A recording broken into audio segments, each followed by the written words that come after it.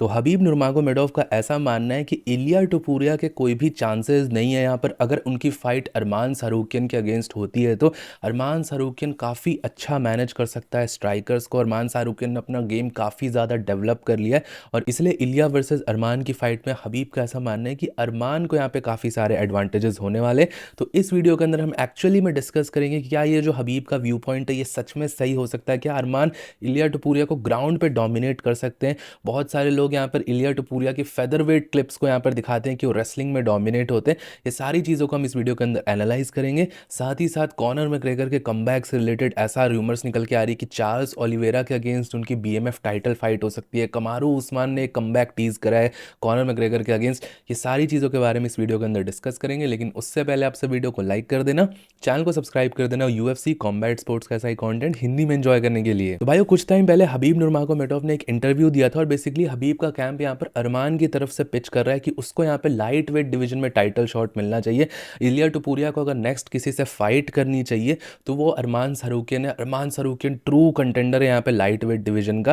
तो ये चीज़ तो चलो ठीक है, अरमान को यहाँ पे टाइटल शॉट डिजर्व करता है वो। लेकिन हबीब ने यहाँ पर एक चीज़ ऐसी बोली थी कि अरमान सारूकियन ने अपना गेम काफ़ी ज़्यादा डेवलप कर लिया है, वो स्ट्राइकर्स को काफ़ी अच्छे डिस्टेंस से फाइट करता है। और अगर इलिया टुपुरिया और अरमान सारूकियन की फाइट होती है तो इलिया टुपुरिया को वो डिस्टेंस से ही फाइट करेगा। अगर फाइट स्ट्राइकिंग पे भी रहती है तो अरमान सारूकियन अपने लेग्स को बहुत अच्छा यूज़ करता है और उस अकॉर्डिंग यहाँ पर फाइट स्ट्राइकिंग में भी अरमान सारूकियन के पास एडवांटेज होगी। और ग्राउंड पे तो सबको पता ही है कि अरमान कितना डोमिनेंट है। अभी डैन हुकर को भी उसने बहुत अच्छी तरीके से हराया, बहुत डोमिनेंट यहाँ पे ग्राउंड पे दिखता है। रिसेंट इवेंट्स में हमने देखा है, ग्रैपलिंग इवेंट्स, रेसलिंग इवेंट्स में भी अरमान सारूकियन काफ़ी अच्छा कर रहा है। और एक और चीज़ भाइयों, हबीब नुरमागोमेडोव ने ये बोली कि अरमान सारूकियन ने काफ़ी ज़्यादा डेवलप कर लिया अपने आप को। वो पहले जैसा फाइटर था, पहले फाइट जब उसने इस्लाम से करी थी अपनी फर्स्ट फाइट, उस समय पे एक डिफरेंट फाइटर था अरमान सारूकियन। और अब यहाँ पर अरमान सारूकियन ने अपना गेम बहुत ज़्यादा डेवलप कर लिया, एक इवॉल्व अरमान सारूकियन है और इसीलिए वो इलिया टुपुरिया को हरा सकता है। तो भाइयों क्या सच में यहाँ पर ऐसा है कि इलिया टुपुरिया के ज़्यादा चांसेस नहीं है अगर उनकी फाइट यहाँ पर अरमान सारूकियन के साथ होती है तो? अब इस बारे में मैं आप सबको अपना ओपिनियन बताता हूँ। अब जो चीज़ें यहाँ पर हबीब नुरमागोमेडोव ने बोली है अरमान के लिए वो डेफिनेटली यहाँ पर सही है। अरमान सारूकियन स्ट्राइकिंग अच्छी करता है, वो डिस्टेंस में ही फाइट करता है। जब ऐसे लॉन्ग लेंथी स्ट्राइकर होते हैं, डैन हुकर वाली फाइट देखो, उसने स्ट्राइकिंग में काफ़ी डिस्टेंस रखा, डैन हुकर को बिल्कुल मौका ही नहीं दिया फाइट को केओटिक बनाने के लिए, लेग्स अच्छा यूज़ करता है। ये सारी चीज़ें रीडिंग सही है। और ये भी चीज़ सही है कि अरमान ने काफ़ी ज़्यादा डेवलप करा है अपने आप को। जो 2019 में अरमान सारूकियन था वो आज का अरमान सारूकियन नहीं, उसने काफ़ी अपने आप को इवॉल्व कर लिया है।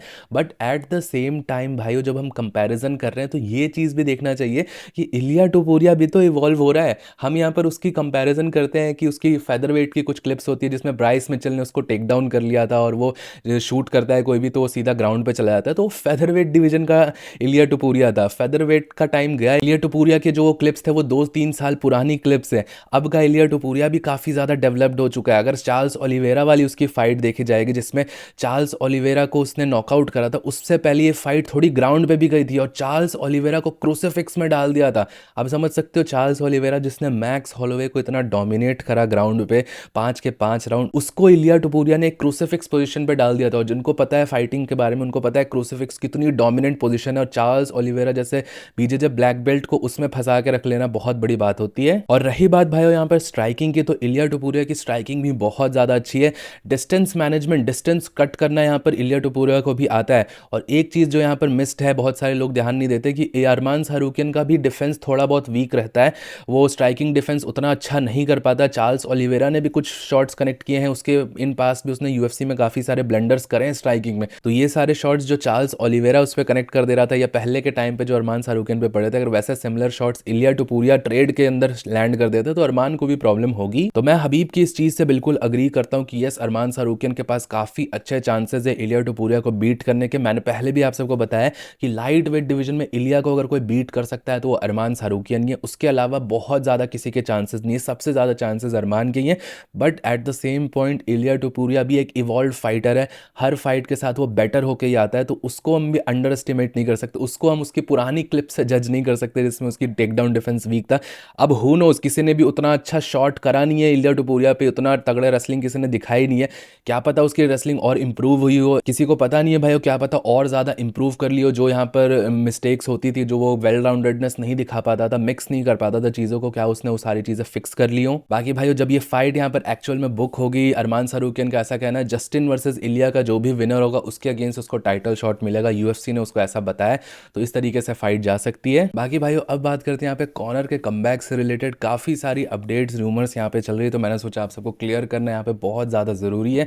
सबसे बड़ी रूमर यहाँ पर यूएफसी 326 के मेन इवेंट के बाद से ही स्टार्ट हुई है कि बीएमएफ टाइटल जो अगला डिफेंड करेंगे चार्ल्स ओलिवेरा, वो यहाँ पर कॉनर मैग्रेगर के अगेंस्ट हो सकती है। और कॉनर ने खुद भी यहाँ पे ट्वीट करा था और उन्होंने यही चीज़ बोली थी कि वो चाहते हैं, अगर फैंस चाहते हैं कि वो चार्ल्स ओलिवेरा को स्मैक करें इतनी बोरिंग फाइट देने के लिए, तो वो डेफिनेटली स्टेप इन कर सकते हैं। और क्योंकि एक टाइटल फाइट होगी, मैग्रेगर को टाइटल फाइट के अंदर डाला जा सकता है, एक उनके लिए भी एक शो वाला टाइटल तो इंट्रोड्यूस हो ही जाएगा बीएमएफ टाइटल, तो वो तरीके से फाइट सेंस बना रही थी। काफ़ी सारे रूमर्स भी चल रहे थे, बट मैं सारे रूमर्स क्लियर कर देता हूँ। फिलहाल के लिए कुछ भी डेवलपमेंट्स नहीं है इस फाइट के बारे में।